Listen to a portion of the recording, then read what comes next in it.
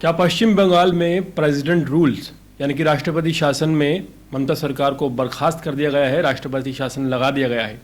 ये इस वक्त का सबसे बड़ा सवाल है जो सबके जहन में आ रहा है। इस पर सुबह से ही वार पलटवार की राजनीति हो रही है।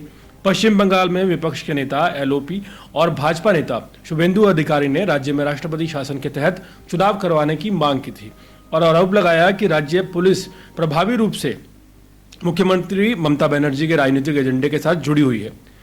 अधिकारी ने एक कड़े बयान में दावा किया कि बंगाल में राष्ट्रपति शासन के बिना चुनाव हो ही नहीं सकते।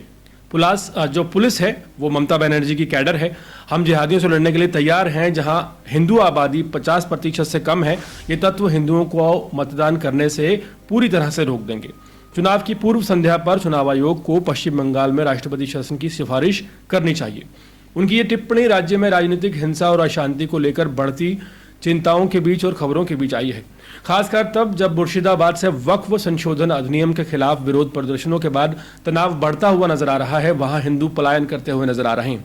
प्रदर्शक हिंसक हो गए हैं और प्रदर्शनकारियों और पुलिसों के बीच झड़पें हो रही हैं, जिसके परिणाम स्वरूप पथराव हुआ है। कई पुलिस वाहनों में आग लगा दी गई, कई पुलिसकर्मी घायल हैं। अशांति के मद्देनजर कलकत्ता उच्च न्यायालय ने अतिरिक्त सुरक्षा बलों की तैनाती के आदेश दिए हैं। सीमा सुरक्षा बल ने कानून व्यवस्था बनाए रखने में राज्य पुलिस की सहायता के लिए 5 अतिरिक्त कंपनियां भेजी हैं। इन प्रभावित क्षेत्रों में स्थिति तनावपूर्ण बनी हुई है। राज्य में आगामी चुनावों की तैयारियों के बीच अधिकारी हिंसा को नियंत्रित करने और सार्वजनिक सुरक्षा सुनिश्चित करने के लिए प्रयास जारी रखे हुए हैं। लेकिन टर्निंग पॉइंट कुछ और है। दरअसल हाल ही में बीजेपी अध्यक्ष जेपी नड्डा ने थोड़ी देर पहले गृह मंत्री अमित शाह से मुलाकात की है।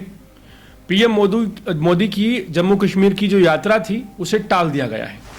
पीएम मोदी ने कल राष्ट्रपति द्रौपदी मुर्मू से भी मुलाकात की थी।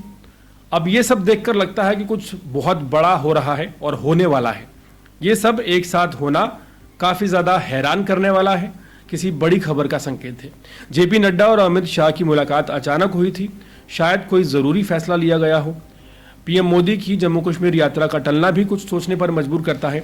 ऐसे में बहुत मुश्किल होता है जब पीएम की किसी यात्रा को टाल दिया जाता है और राष्ट्रपति से मुलाकात भी ऐसे समय पर हो रही है जब और भी बातें हो रही हैं। तो शायद ये सब जुड़ा हुआ हो, शायद कोई बड़ा ऐलान होने वाला है, नई रणनीति होने वाली है, या फिर वेस्ट बंगाल से जुड़ी कोई जरूरी घोषणा हाल ही में हो सकती है। जिस तरह से जेपी नड्डा से अमित शाह ने मुलाकात की है, ये साफ संकेत है कि रात के तकरीबन 9-10 बजे अचानक अमित शाह की जेपी नड्डा से मुलाकात होना, वो भी उस वक्त जब प्रधानमंत्री नरेंद्र मोदी ने हाल ही में राष्ट्रपति द्रौपदी मुर्मू से मुलाकात की है, उन्होंने अपनी यात्रा भी टाल दी है, बड़े सवाल खड़ा करता है। और सबसे बड़ा सवाल यही आता है, क्या बंगाल में प्रेसिडेंट रूल यानी कि राष्ट्रपति शासन लगने वाला है?